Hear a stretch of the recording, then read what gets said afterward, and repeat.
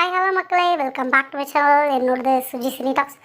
மறக்காமல் சப்ஸ்கிரைப் பண்ணிக்கோங்க. வாங்க வீடியோக்குள்ளே போயிடலாம். திடீர் நெஞ்சுவலியால் மருத்துவமனையில் அனுமதிக்கப்பட்ட ஏஆர் ரகுமான் அப்போலோ வெளியிட்ட அறிக்கை. இசை புயல் ஏஆர் ரகுமான் நேற்றைய தினம் லண்டனில் இருந்து திரும்பியிருக்கிறார் சென்னைக்கு. அப்போது திடீரென நெஞ்சுவலி ஏற்பட்ட நிலையில் சென்னை அப்போலோ மருத்துவமனையில் அனுமதிக்கப்பட்டிருந்தார். இந்த செய்தி வெளியாகி ரசிகர்களை பேரதிர்ச்சியில் உள்ளாக்கியது. முதலமைச்சர் ஸ்டாலினும் எக்ஸ் தளத்தில் ஏஆர் ரகுமான் உடல்நலம் குறித்து பதிவிட்டிருந்தார். அதோடு மருத்துவமனையும் தொடர்பு கொண்டு பேசியுள்ளாராம். இந்த சூழ்நிலையில் அப்போலோ மருத்துவமனை ஏஆர் ரகுமானின் உடல்நலம் குறித்து அறிக்கை ஒன்று வெளியிட்டுள்ளது. அதாவது அவருக்கு நீரிழப்பு அறிகுறி, தட் இஸ் டீஹைட்ரேஷன் இருப்பதாக பரிசோதனைக்கு பின்பு ஏஆர் ரகுமான் வீடு திரும்பி உள்ளதாகவும் குறிப்பிட்டுள்ளார்கள். மேலும் ஏஆர் ரகுமான் இப்பொழுது நலமுடன் இருப்பதாகவும் மருத்துவமனை அறிவிப்பை ஒன்று வெளியிடுகிறது. அதன் பிறகுதான் இப்போது அவரது ரசிகர்கள் மற்றும் சினிமா பிரபலம் நிம்மதி பெருமூச்சு விட்டிருக்கிறாராம்.